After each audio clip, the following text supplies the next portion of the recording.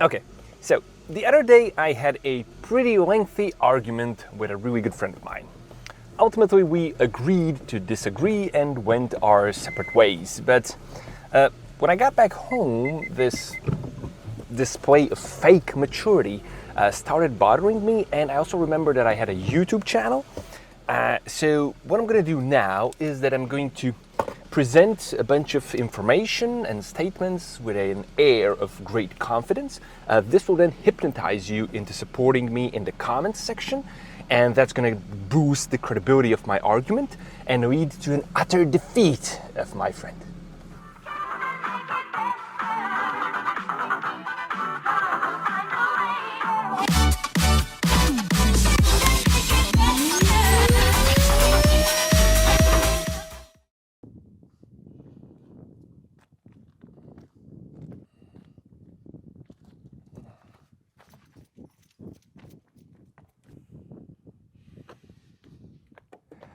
Okay, as you can see, I'll be using my super posh 2015 Kia C''D for the purposes of this video. And I'll be doing that because in the last video, where I cleaned the intake valve deposits on this car, I got a lot of negative feedback, a lot of hate on this car. Some people, for some reason, hated the car. Some other people apparently think that because I have a channel with 1 million subscribers, I should be driving the latest and greatest financial ruin on wheels. And yes, more than 10 years of YouTube has made me thick-skinned to some extent, but still some of this stuff was genuinely hurting my feelings and the feelings of this car. And this is a nice car, it's fine. I had it for 4 years, 50,000 kilometers, zero issues other than the fact that I had to clean the intake valve deposits. And I'm not going to let you insult my car. So, as a revenge to all the haters who insulted my car, I'm now going to play glamour shots of this car, accompanied by mind-numbing royalty-free music.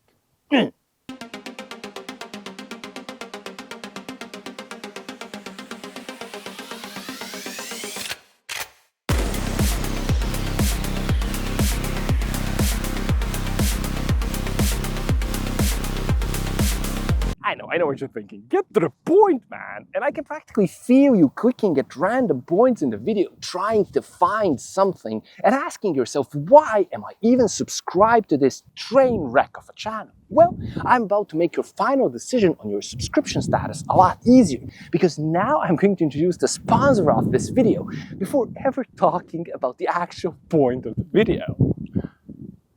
Today's video has been brought to you by Manscaped. Manscaped is a fully manual male pubic hair shaver. Despite being fully manual, it has integrated AI. I mean, of course, it has integrated AI.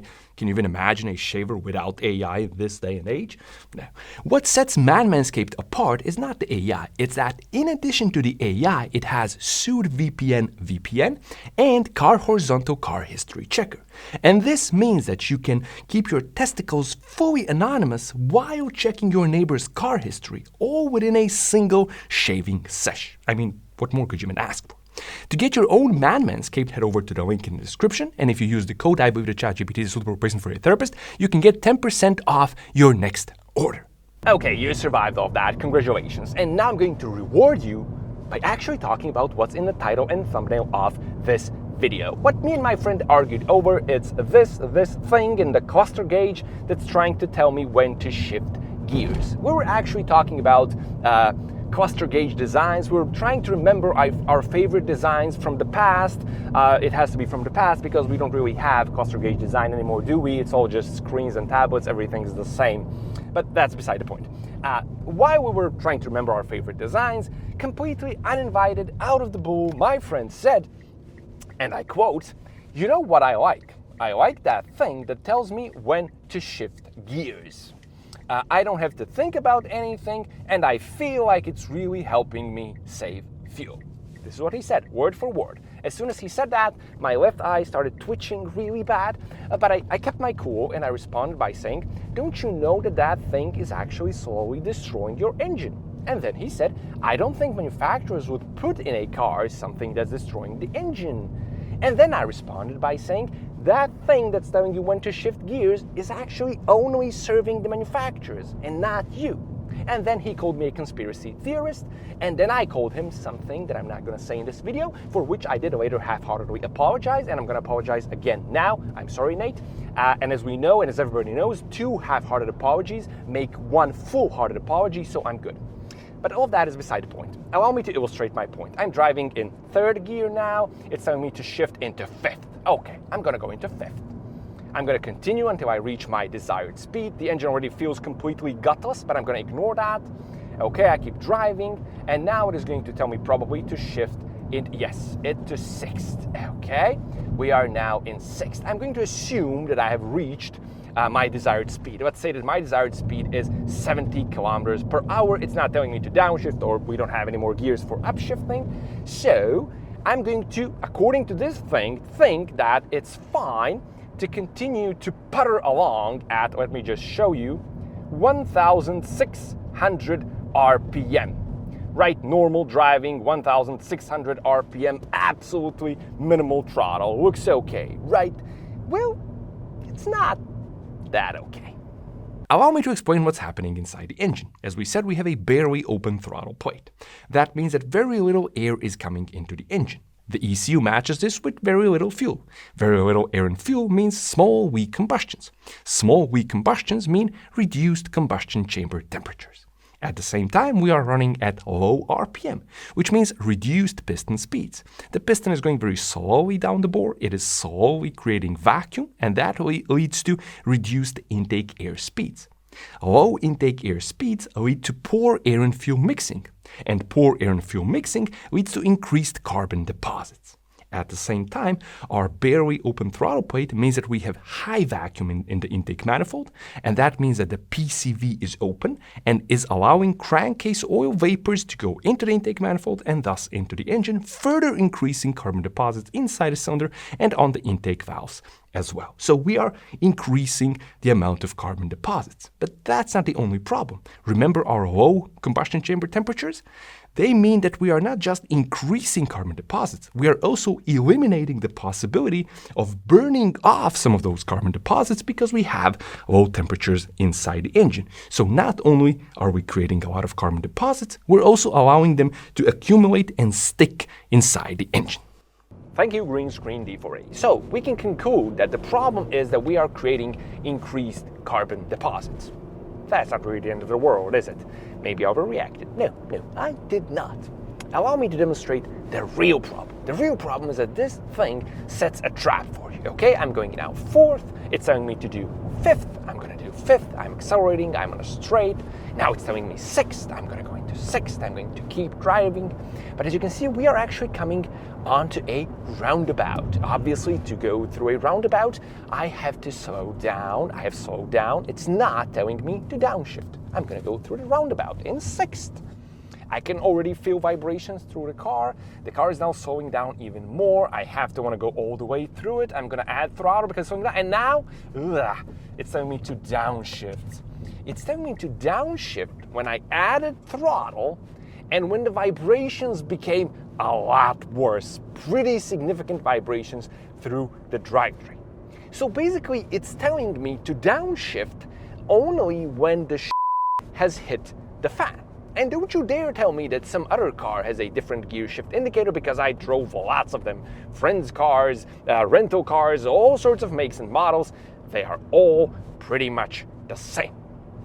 And what just happened during these vibrations, actually, Green Screen D4A can explain that better. Take it away, Green Screen D4A.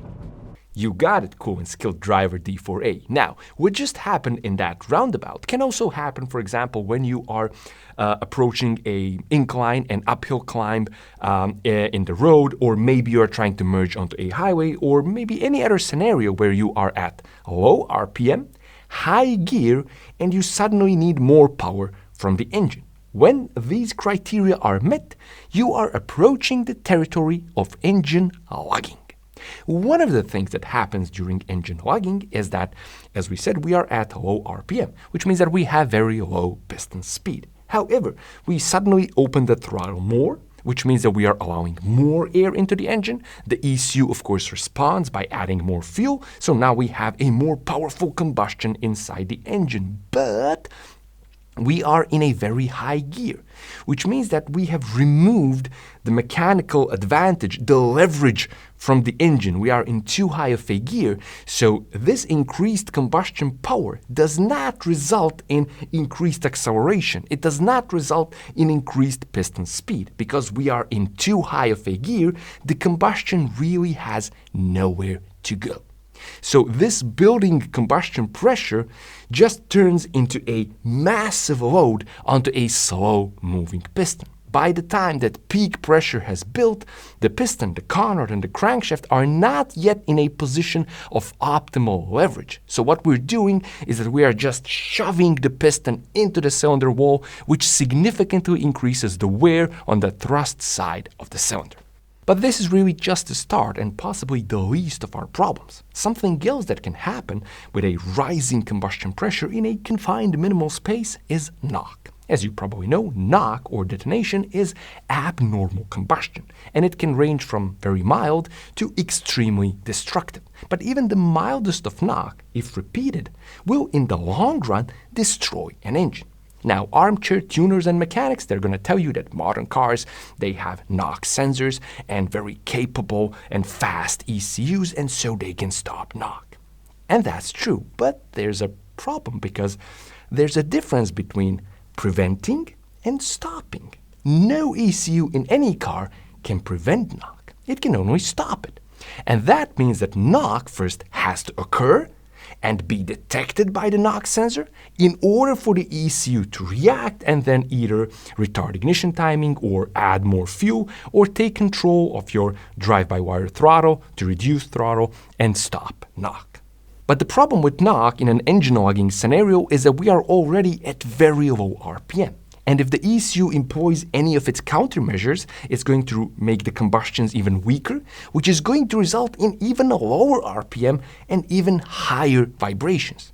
These vibrations occur because a car with a manual transmission and a combustion engine is simply not designed to propel a vehicle at excessively low RPM.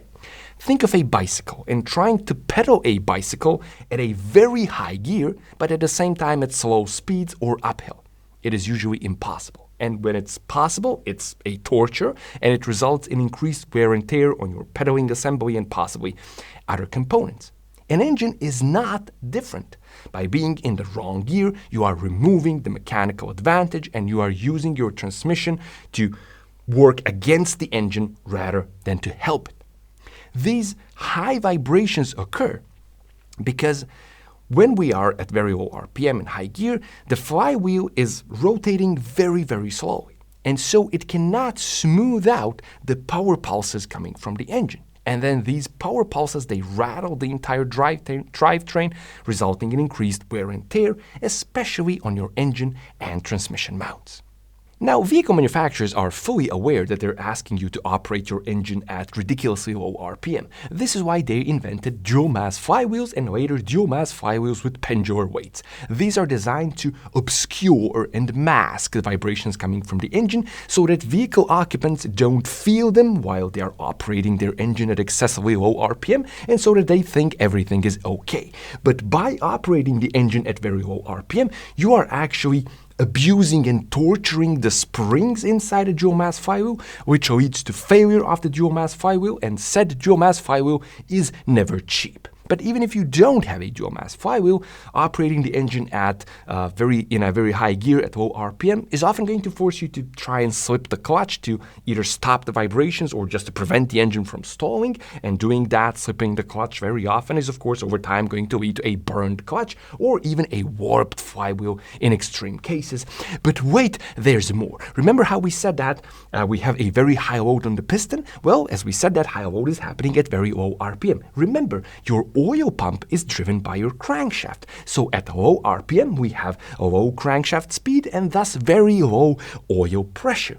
So what happens when we have a very high load on the piston and a high force transferred through the piston and through the rod, beating onto the rod bearing, while the rod bearing has a tiny little flimsy piece of hydrodynamic misery to protect it? You guessed it. This leads to insufficient protection and results ultimately in rod knock, aka engine rebuild, aka an uppercut into the jaw of your bank account. And there you have it. Obeying the gear shift indicator is going to cause an implosion of the space-time continuum. You can now proceed to panic and fearmonger all of your friends, while also driving like an absolute maniac that only ever shifts at the red line and achieves the fuel economy of a top fuel dragster. No, of course not. This video is not meant to fearmonger you and scare you, because driving a car at a reasonably low RPM when the conditions are right is of course perfectly fine. Your car and your engine were designed to do it. However, blindly obeying this dumb collection of pixels is not fine. Yes, it can help you save fuel. However, the potential long-term damage that you may create is going to far outweigh any kind of fuel savings you will achieve by driving how a machine tells you. This thing is blind. It's just a dumb little bunch of programming that receives inputs from 5-volt sensors. That's it. It cannot see when you're about to go into a roundabout or on an incline or merge onto a highway or whatever. It doesn't know any of that. You, on the other hand, are a rational, hopefully human being with 6 wonderful senses that no supercomputer can match. Think about it. All the money and tech in the world has yet to achieve a truly safe, capable, and usable, practical self-driving car. Yet you who waste hours of your life by scrolling through mind-numbing short-form content, are perfectly capable of operating pretty much any car out there in any kind of conditions. What I'm trying to say is that humans should operate machines. Machines should not operate humans and tell them what to do.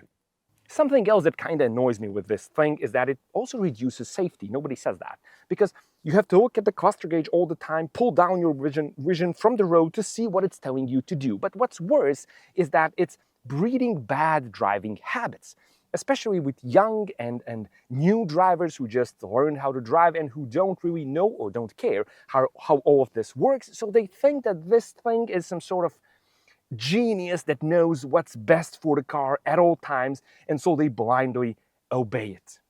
There's no need to do that, because you are perfectly fine, perfectly capable of hearing and feeling when it's the right time to shift into which gear depending on the conditions you are in.